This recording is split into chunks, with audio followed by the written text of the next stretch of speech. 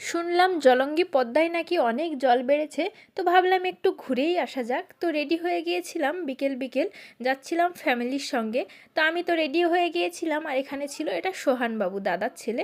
তো তারপরে দেখলাম আম্মারাও সবাই রেডি হয়ে গিয়েছে, কাকিমা বৌদি সবাই একসঙ্গেই যাচ্ছিলাম। ফ্যামিলির সঙ্গে বেশ ভালোই লাগে ঘুরতে। তো আমরা যাচ্ছিলাম আর কি টোটোতে। তো বিকেল বিকেল যেহেতু বেশ মানে ওয়েদারটা ঠান্ডা ছিল, ভালোই লাগছিল। আর আমাদের কিছু কেনাকাটার ছিল, তো আর কি কেনাকাটা করছিল, আর আমি সাইডে দাঁড়িয়ে একটু ভিডিও বানিয়ে নিয়েছিলাম। তো তারপরে গিয়েছিলাম পদ্মার ধারে। তো গিয়ে দেখলাম এত ভিড় বাবা! দেখা যাক যে কতটা জল বেড়েছে ভেতরে গিয়ে। তো গিয়ে দেখলাম যে বেশ অনেকটাই জল এসেছে। খুব কাছেই ছিলাম আমি জলের ধারেই। আর এই নৌকোগুলো চলে যেহেতু এখন অনেক জল, সেই জন্য। তো আমি যেহেতু সাঁতার জানি না, তো সেই জন্য চাপিনি, যাই হোক। তো তারপরে আর কি সন্ধ্যা হয়ে গিয়েছিল, আর ভাবলাম যে কিছু খাওয়া যাক।